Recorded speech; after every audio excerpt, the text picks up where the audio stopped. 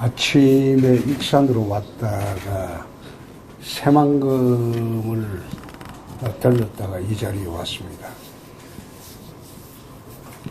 오늘 오랜만에 왔지만은 전라북도에는 생소하지가 않습니다.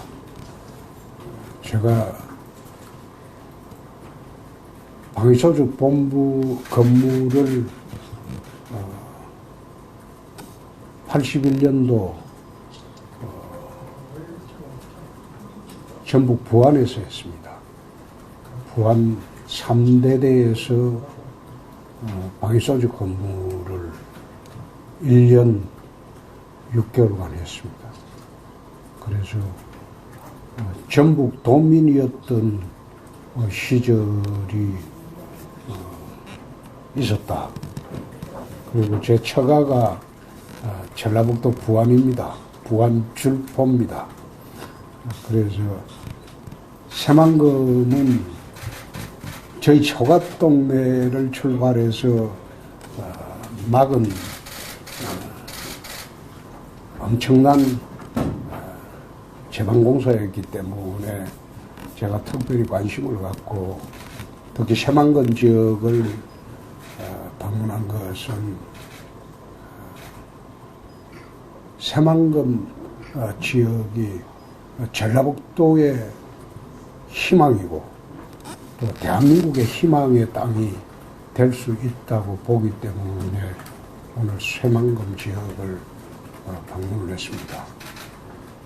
물론 여러 가지 대통령 출마를 해서 지역을 돌아다니면 여러 가지 이제 공약을 말씀들 하십니다만은 저는 사실 그 지역의 가장 핵심적인 국가 사업만 약속을 합니다. 그 외에는 대부분 그 지사님들이나 또 광역시장님들이 국가와 협력해서 해야 할 그런 사업이고 국가가 나서서 대통령이 직접적으로 추진해야 될 그런 사업은 얼마 많지가 않습니다. 그래서 저는 전라북도의 희망의 땅이 되고 대한민국의 희망의 땅이 될 수가 있는 새만금을 앞으로 어떻게 할 것인가 그걸 오전에 발표를 했습니다. 혹시 기자 여러분들 발표 내용을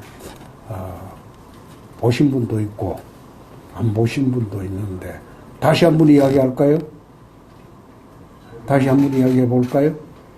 네, 말씀하시죠. 예. 새만금 지역은 그렇습니다. 지금 이 상태로 나가게 되면 앞으로 50년간 개발을 해도 저게 제대로 되지가 않습니다. 매년 국가 예산을 찔끔찔끔 받아가지고 그 추진해 본들 그것이 개발이 완성되는 게 아닐 겁니다.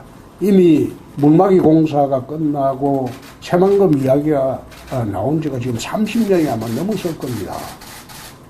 그런데 지금 현장에 가보면 제대로 부지 조성된 게 29%밖에 되지 않습니다. 이 상태로 진행을 하면 앞으로 30년을 해도 새만금 지역이 개발이 되지 않습니다. 그래서 새만금 지역의 개발 방식을 바꾸자. 국가가 주도하는 개발 방식이 아니고 민간이 주도하는 개발 방식으로 바꾸자. 홍콩식 개발 방식으로 바꾸자. 중국이 홍콩을 인수하고 난 뒤에 1국 2체제 방식으로 홍콩의 세계적인 자본가들 투자 유치를 했습니다. 마찬가지로 새만금도 홍콩식으로 국방과 치안만 빼고는 대한민국의 법이 적용되지 않는 특구로 만들어서 투자 유치를 하고 거기에 들어오는 기업들은 대부분 10년 정도는 법인세를 면제하도록 하자. 그리고 땅을 지금 부지 조성을 하고 있는데 이런 식으로 국가 주도로 하지 말고 민간에게 방조제 공사할 때 들었던 그런 비용 중에 상당 부분을 민간에게 받고 그 사람들이 직접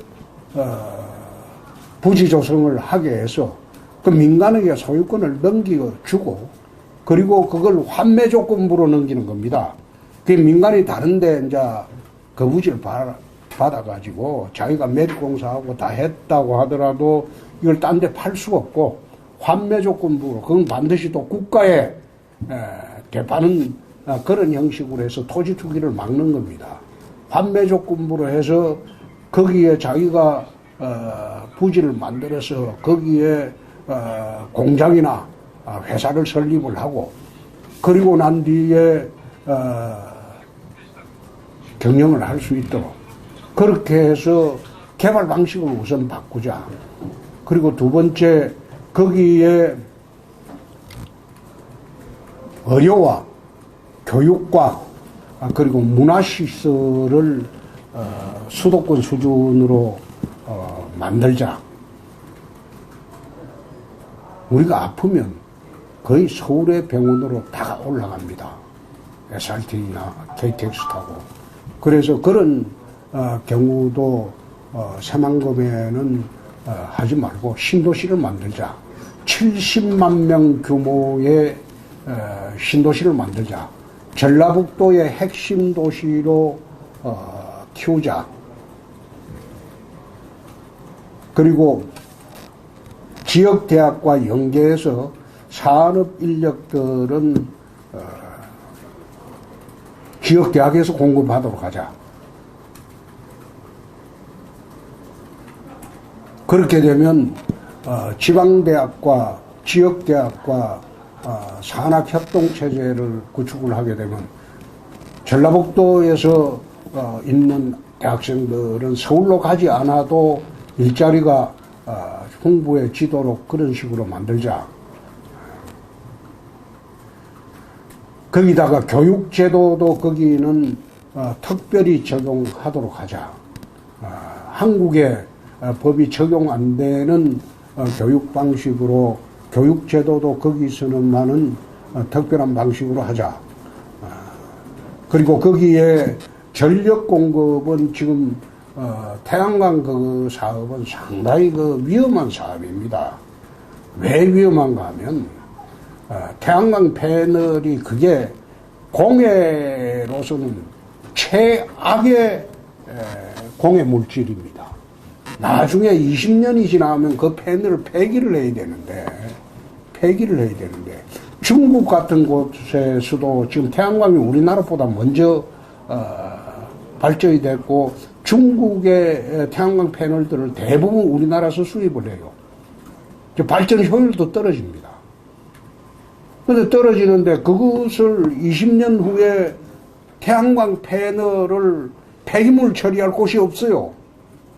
지금 폐기물 처리하는 방식, 장소를 충북 청주건청강 거기서 연구를 하고 있다.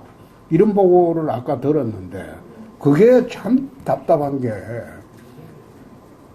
현재 태양광 패널이 가장 성행하는 중국에서도 폐기물 처리 방식이 지금 나오질 않고 있습니다. 그 독성 물질이 아주 강합니다. 제가 환경노동위원회에 있을 때부터 태양광의 가장 큰 문제가 그 패널을 나중에 폐기물을 처리할 때 그 독성 물질을 어떻게 처리하느냐, 그 문제가 가장 초미의 관심사였어요. 그 10년 전부터 그런 이야기가 나왔어요. 근데 지금 태양광 설치하고 있는 그 태양광만으로 과연 거기에 우리가 지금 구상하고 있는 게, 전라북도도 지금 구상하고 있는 게 70만 인구를 가진 그런 신도시를 구상하고 있습니다. 근데 거기에 전기를 다 공급을 할 수 있느냐 이 말이에요. 전기 공급 안 돼요. 그리고 산업단지를 거기에 대규모로 유치하게 되면 그 산업단지에 전기 공급이 되겠느냐? 그건 할 수가 없어요. 그래서 소형 원자력 방식으로, 소형 원자로 방식으로 발전 사업을 하는 것이 맞지. 거기서 태양광 가지고는 곤란하겠다. 나는 해상풍력은 동의를 합니다. 해상풍력은 그것은 동의를 하는데 해상풍력만으로도 그 주변 일대의 전기 공급은 불가능합니다. 해상풍력은 그 보조 수단이에요. 주된 수단이 안 돼요. 그래서 지금 태양광 발전 사업 그거는 폐기하는 것이 옳다.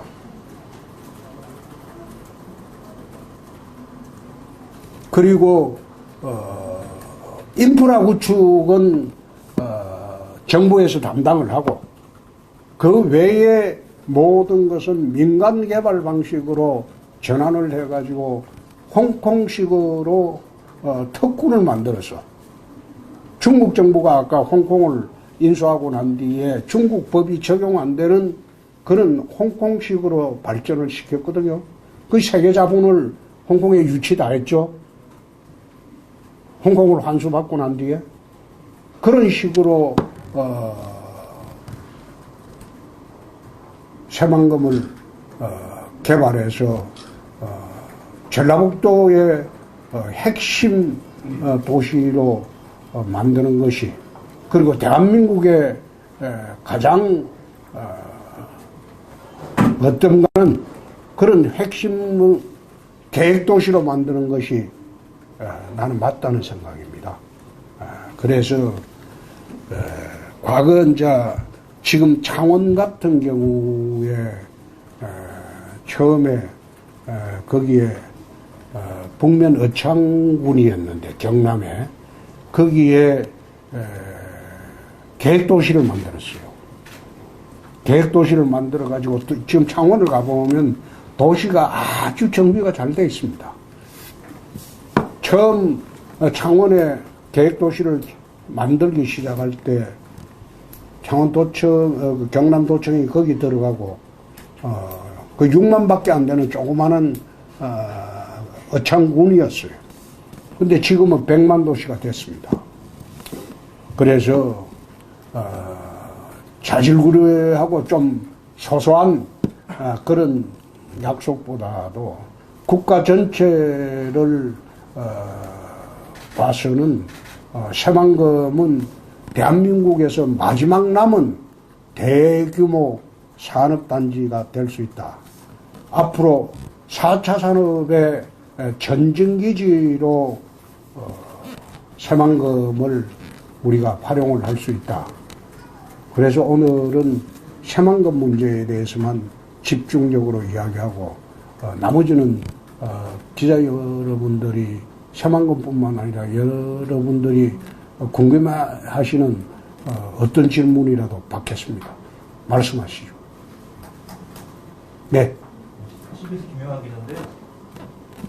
지금 국민연금의 보유자산이 900조, 내년에는 1000조를 달성할 거라고 네. 지금 전망이 나오고 있습니다. 문재인 정부에서 출범 후기의 대선 공약으로 전국 혁신도시를 그래서 제3금융중심지로 지정해야 하겠다라는 약속을 했는데 지금까지 잘 지켜지지 않은 것 같습니다.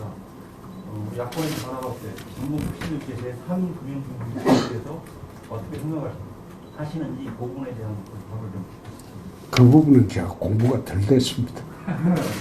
죄송합니다. 그래서 윤희석 부원이 전날 사퇴를 하셨는데요.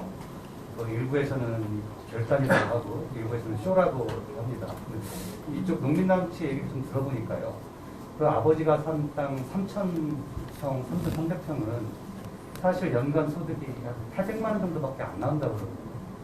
근데 그 은행에 넣으면 한 2.5% 잡으면 한 2,500만 원이 나온다고 그러니까. 그래서 1,700~800만 원을 연간 5년 동안 한 10억, 1억 정도로 손해보면서까지 그 땅을 산 것은 아마도 윤희석 의원이 KDI에 계시면서 정보를 줘서 아버지를 통해서 투기를 한 것이 아니냐라는 농민들의 시각이 있는데 홍 의원님께서는 윤희석 의원의 그 사퇴가 결단인지 쇼라고 보시는지 혹은 수기성이 있는지 여기에 대해서 좀 말씀해 주시죠.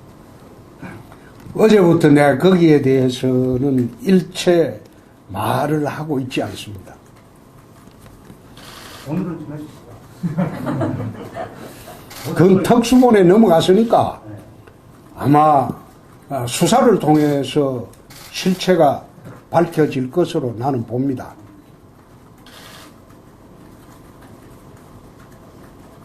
저희 당의 의원의 문제이기 때문에 제가 말씀드리기가 참 난감한데 어제 당에서 여러 가지 이야기가 나왔지만은 어제도 기자들 질문에 서울에서도 내가 답변하기가 곤란하다. 아마 시간이 지내보면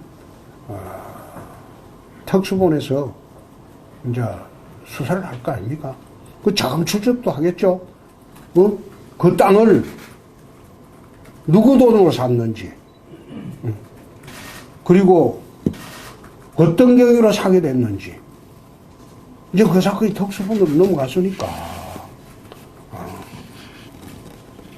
그건 나중에 실체가 밝혀지겠죠.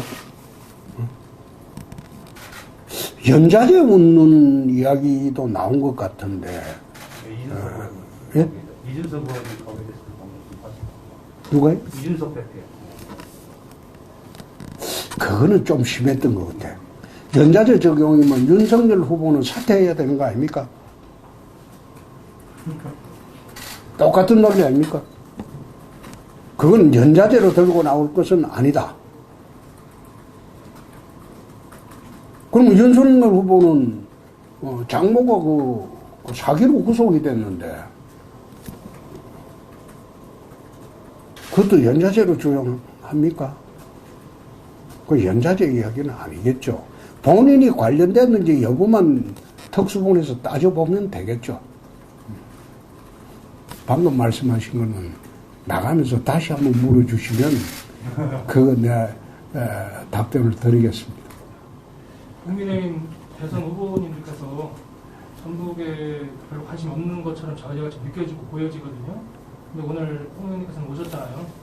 특별히 오신 이유가 뭐 처가식 때문에 오시는지 아니면 다른 이유가 있었는지 궁금하네요. 처가 동네잖아. 그리고 사실 그렇습니다. 호남 지역에서 우리 당 지지율이 한 자리 숫자라도 2, 3%밖에 안 되죠. 그런데 당은 싫어하더라도 적어도 여야 후보 전원 중에서 전북 도민이었던 사람은 저하고 정세균 후보 등밖에 없을 거예요. 이제 저를 미워할 이유는 없지 않습니까? 사위는 또 100년 지객이라는데. 그러니까 이번 대선은 그렇습니다. 당도 당이지만은 과연 대한민국의 이제 선진국 시대가 되었습니다. 선진국 시대를 정착을 시킬 그런 사람을 뽑는 선거가 아닌가. 그래서 전북 도민들께서도 그런 인식으로 물론 당도 중요하지만은 대통령이라는 것은 국민 전체를 보고 대통령을 하는 것이지 일부 지역 국민을 보고 대통령 하는 것은 그건 아니거든요. 그래서 저는 뭐 오늘 전북 지역에 왔습니다만은 그 이야기도 내가 겸사겸사 좀 하려고 왔습니다. 당은 밉지만은 당은 싫겠죠. 여태 그래 왔으니까. 우리가 또 당이 그렇다고 해서 사람까지 싫어할 이유는 없지 않느냐.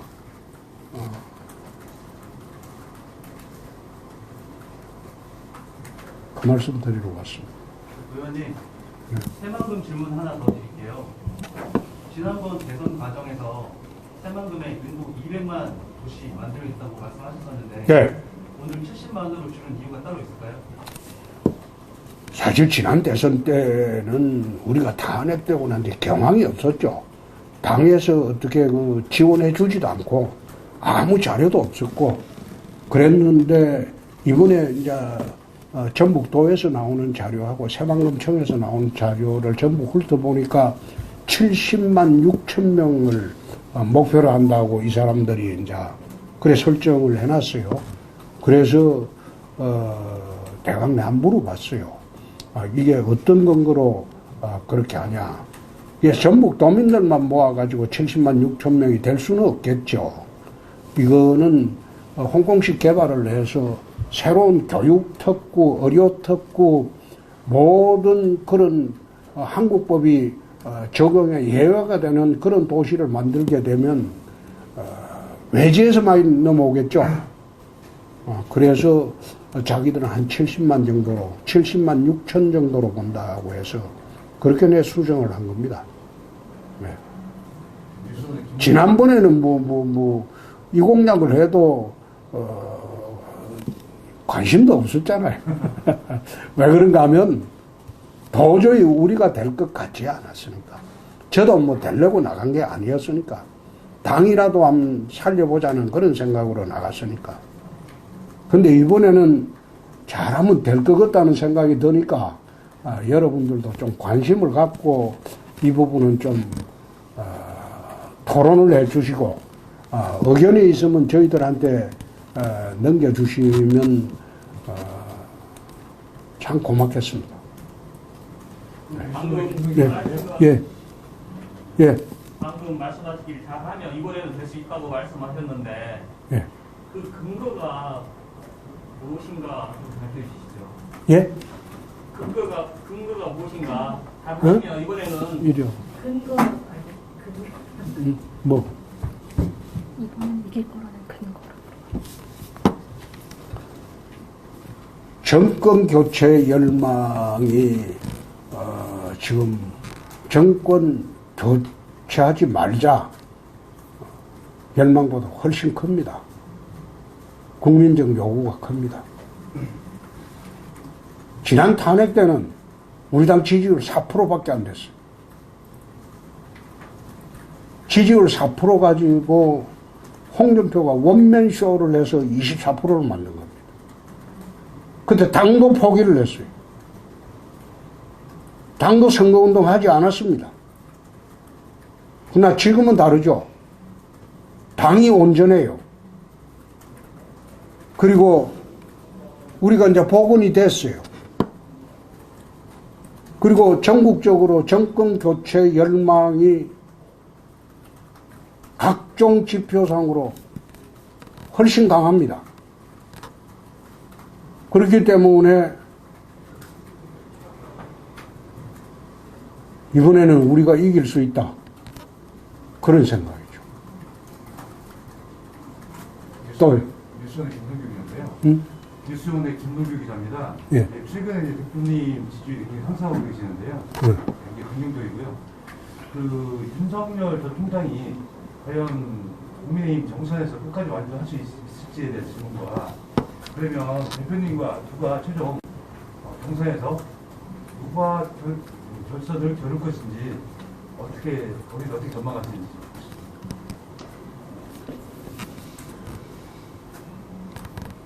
제가 26년간 모든 선거를 다 해봤는데 선거에서 중요한 거는 트렌드입니다. 올라가는 사람과 내려가는 사람이 붙으면 반드시 올라가는 사람이 이깁니다. 늘 그렇습니다. 윤석열 후보에 대한 평가는 대강 다 된 걸로 봅니다. 다시 재도약할 기폭제가 없을 겁니다. 그 정도로 합시다. 새만금과 관련해서 한 가지 더 이제 질문을 드리겠는데요. 새만금을 전북의 희망 또 대한민국의 희망이라는 표현을 쓰면서 전북의 대표적인 이제 발전 대표 공약이라고 저는 이제 생각이 들거든요. 근데 이제 최근에 이제 언급하신 거 보면 이제 4대 관문 이야기 하시면서 그 공항 문제는 이제 네, 보안 예. 쪽에 좀 힘을 예. 좀 실는 예. 좀 하셨어요. 네, 그 뭐 질문하실 줄 알았습니다. 네, 근데 이제 지금은 예, 군산 새만금의 국제공항 예, 관련해서 이제 설계 뭐 이런 예. 정책들이 이제 추진되고 있지 않습니까? 이 말씀은 이제 세계적 대한민국의 대표 이렇게 하면 공항의 필요성도 굉장히 중요할 것 같은데 이건 좀 모순적인 부분이 좀 그 모순적인 부분이 아니고 호남 전체의 구도로 봐야 될 겁니다. 지금 사실 그 우리나라 공항의 구조를 보면 인천공항이 우리나라 수출 화물의 항공화물로 수출하는 게 98.2%입니다. 모든 수출 항공화물 첨단 산업은 인천공항을 통해서 수출을 합니다. 그렇게 하다 보니까 첨단 산업과 앞으로 전개될 4차 산업의 대부분은 수도권 이하로 내려오질 않습니다. 물류 때문에. 그래서 공항을 저는 60, 70년대의 경제발전의 원동력은 고속도로였어요. 여러분도 자세히 한번 돌아보십시오. 그런데 21세기의 경제발전의 원동력은 하늘길입니다. 하늘길을 열어야 돼요. 그 하늘길이 동남아나 가는 그런 하늘길이 아니고 세계로 바로 나갈 수 있는 장거리 직항로를 다 개설이 되는 그런 하늘길입니다. 장거리 직항로를 우선 만들려면 활주로가 3.8km 이상이 돼요. 지금 인천공항의 활주로가 4km짜리가 다시 만들고 있어요. 우리나라 여객의 대부분이 인천공항이고 화물의 대부분이 인천공항입니다. 그렇게 하다 보니까 수도권 집중 현상을 이걸 해소를 할 수가 없어요. 그래서 대한민국 전체 발전 구도로 보면 저는 4대 관문공항론을 이야기를 합니다. 인천공항에 집중된 여객과 그리고 화물을 전국 4대 관문공항으로 분산을 시켜야 된다. 호남은 무안국제공항이 있기 때문에 지금 활주로가 2,800m인데 400m 더 넓힌다고 이야기를 합니다. 그것 가지고는 부족합니다. 3,800m 이상 활주로가 되어야 됩니다. 3,200m 활주로 가지고 장거리 유럽이나 미주 바로 뜰 수 있는 장거리 여객이나 그리고 항공화물을 싣는 그런 화물기가 뜰 수 있다고도 주장하지만은 안전하게 하려면 3.8km 이상이 돼야 됩니다. 무안국제공항을 호남의 대표공항으로 만들고 그리고 영남은 부울경 840만원 가덕도 신공항으로 가고 그리고 TK 그리고 충청 묶어가지고 한 1,000만원 대구 군위에 TK 신공항으로 가고 그리고 인천국제공항은 인천하고 서울 경기 이런의 사람들 그 강원도 일부 이렇게 사용하도록 하게 되면 대한민국의 지역 균형 발전이라는 것은 바로 그런 데서 나오는 거 아니냐. 그렇게 하게 되면 관문공항 주변으로 적어도 1시간 반, 2시간 내에 해당하는 그 지역은 첨단 산업 유치가 가능합니다. 첨단 산업들이 지방에 내려올 수 있는 모든 여건을 만들어 주는 겁니다. 그래서 새만금도 신공항을 만드는 게 과연 옳으냐? 그럼 국가 전체적인 측면에서 시뮬레이션을 다시 해봐야 되겠죠. 그래서 호남의 대표적인 것은 지금 무안공항이 지금 이미 돼 있으니까 거기에 활주로 해가지고 지금 아마 그 새만금에서 무안공항까지는 1시간 조금 더 걸립니까? 거리가 그리 멀지는 않을 거예요. 1시간 반 사이에 이동 거리라면 무안으로 가서 세계 각지로 갈 수 있는 길을 열자. 그렇게 되면 대한민국이 국토 균형 발전을 할 수 있는데 인프라를 깔아주는 거니까 거기에 따라서 기업들이 지방으로 내려오게 되고 또 지방으로 내려오게 되면 지역과 산학 연계해서 지역 대학들이 자동적으로 인력 수급을 위해서 발전을 하게 되고 그럼 서울 가지 않고 할 수 있지 않느냐. 특히 내가 인천 가서 그런 이야기를 했습니다. 인천에 이거 집중시킨다는 게 굉장히 위험하다. 장사정포 거리에 와 있다. 유사시에 물론 그런 일이 없어야 되겠지만은 국가 안보라는 거는 0.1%도 소홀히 해서 안 되니까 유사시에 이 장사정포 거리에 와 있는데 인천공항이 막혀버리면 소위 해외로 물자가 전시 물자가 해외에서 들어오기가 굉장히 어려워집니다. 인천공항은 전시되면 유사시되면 제일 먼저 타격이 됩니다. 그래서 지방의 후방에 그런 관문공항 건설이 국가 100년 대계를 위해서 필요하다. 또 두 번째, 앞으로 10년 내에 플라잉카 시대가 옵니다. 자동차가 하늘을 나르는 시대가 옵니다. 이미 미국에서는 상용화되어 있고 우리나라에서도 현대자동차하고 자동차 메이커들이 플라잉카를 지금 연구를 하고 있습니다. 그럼 자동차가 도로를 주행하다가 하늘을 나르는 시대가 와버리면 국내선 항공이라는 게 의미가 없어집니다. 그건 의미가 없어져요. 제주도 가는 그 정도. 근데 제주도도 앞으로 지금 위거선을 개발하고 있습니다. 지금 상용화되고 있어요.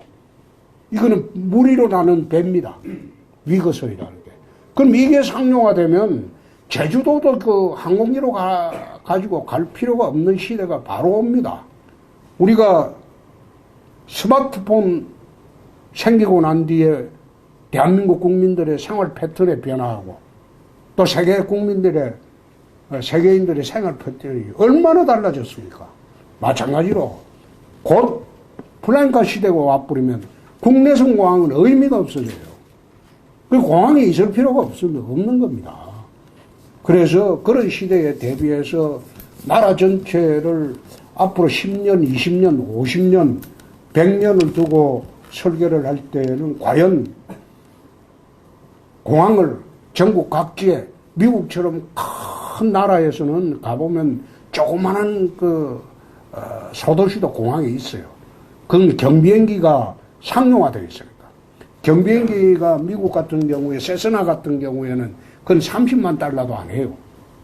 세스나 같은 경우 30만 달러 같으면 뭐 3억 조금 넘는 그렇기 때문에 미국은 자가용 경비행기가 워낙 많기 때문에 소도시도 워낙 나라가 크니까 경비행기로 이제 다니긴 하는데 우리나라는 그렇게 할 필요는 없지 않느냐. 그래서 공항 문제는 그런 측면에서 한번 검토를 해봤다. 그런 말씀을 드립니다. 여기 말랑말랑한 질문 한 두 개만 드릴게요. 네. 아까 실제 그 전북 도민 주민등록을 하셨는지 하고요. 네? 실제로 전북 도민이라고 말씀하셨는데 네?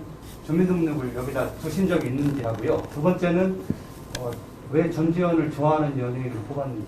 예? 왜 좋아하는 연예인을 전지현으로 뽑았는지. 전지현? 네. 아이기 방위 소집을 하려면 주민등록을 옮겨야 돼요. 네. 아, 주민등록 안 옮기면 방위 소집이 지금은 어떤지 모르겠습니다만 지금 옛날에 방위 소집을 할 때는 자기가 주민등록을 옮기면 전주 35사단에 전입신고를 갑니다. 가가지고 부안 3대대로 가서 다시 이제 전입신고하고 여기에 이제 지방서도 내고 다 됐죠. 운동을 하고 있나요? 아니, 하기 전에. 하기 직전에. 근데 그 이후에도 거기서 좀 더 고시 공부를 좀 하셨잖아요. 그 안에서 방위소집. 안 했어요. 안 했어요. 예. 그럼 14개월 동안 거기 계신 그렇죠. 네.